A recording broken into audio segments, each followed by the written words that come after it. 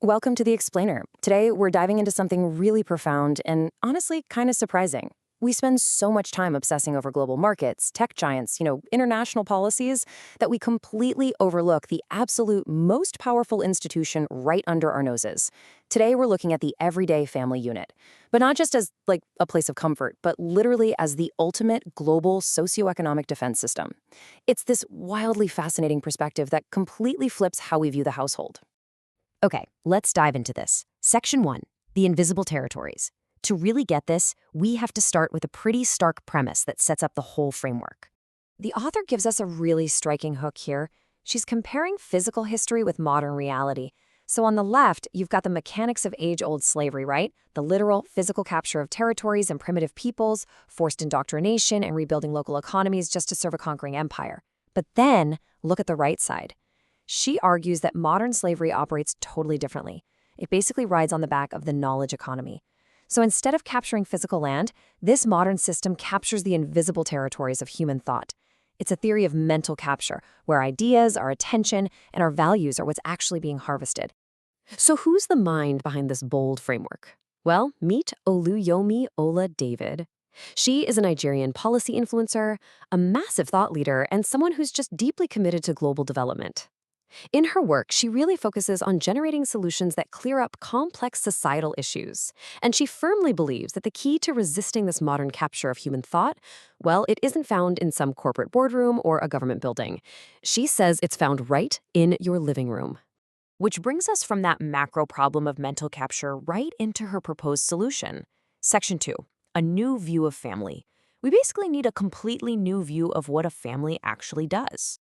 Now, what's really interesting about this is the specific moment she chose to pivot the conversation. Back on May 15th, 2021, the International Day of Families, she dropped this framework. Instead of the usual, platitudes about family togetherness, she used the occasion to reframe the household as our ultimate line of defense against the negative sides of the knowledge economy.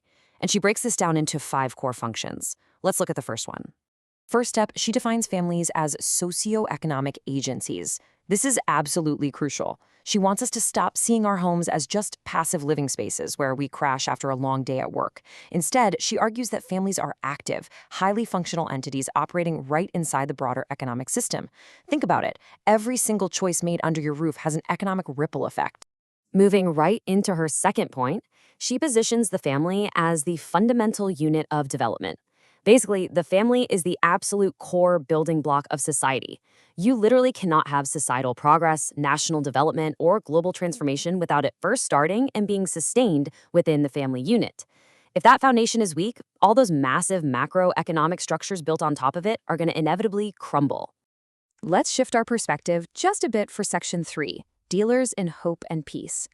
Beyond the pure economics of it all, her framework takes on a much warmer, deeply empowering tone when we look at the psychology and education happening at home. And here is her third function. Families act as informal schools.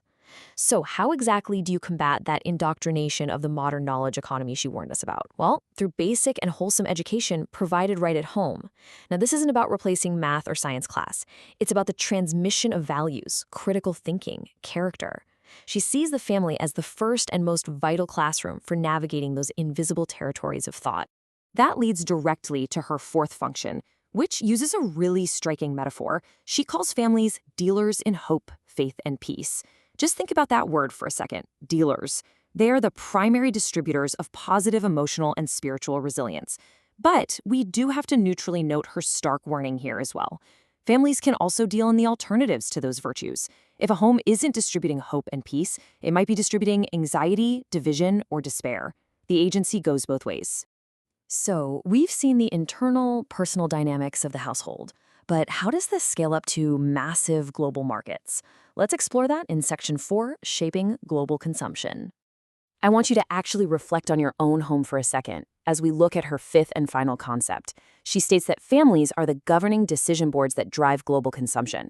I mean, every time a family sits down to make a budget, write out a grocery list, or even decide on screen time limits, they're acting like a literal corporate board. Multiply those little governing boards by billions, and you are dictating the entire global consumption habit.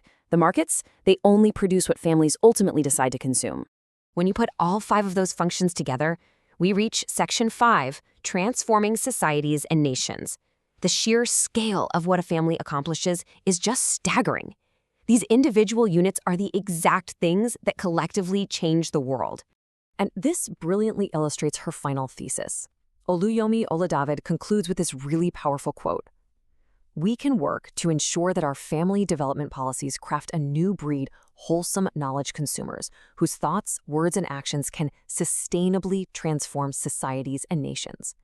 You see, her ultimate goal is policy that actually supports the family, protecting that invisible territory of human thought and empowering the household to raise resilient, wholesome consumers who can, quite literally, change the world. It's a profound shift in how we view the people we live with every single day. It's not just a home anymore. It's a socioeconomic agency. It's a school, a governing board, and a primary defense against mental capture. So, as we wrap up this explainer, I want to leave you with a direct question based on her framework to reflect on in your own daily life. What kind of knowledge consumer is your family crafting? Thank you so much for joining me for this deep dive, and as always, keep asking the big questions.